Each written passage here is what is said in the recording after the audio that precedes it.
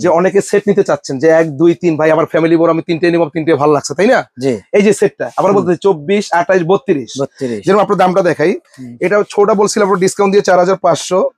মিডিয়ামটা discount দিয়ে 5200 বড়টা discount দিয়ে 6200 দাম আসতেছে কত 15900 যারাই ফুল সেটটা নেবেন তাদের জন্য একবার ধামাকা অফার থাকবে আমারও বলতেছি যারাই ফুল সেটটা নেবেন তাদের জন্য একবার ধামাকা অফার থাকবে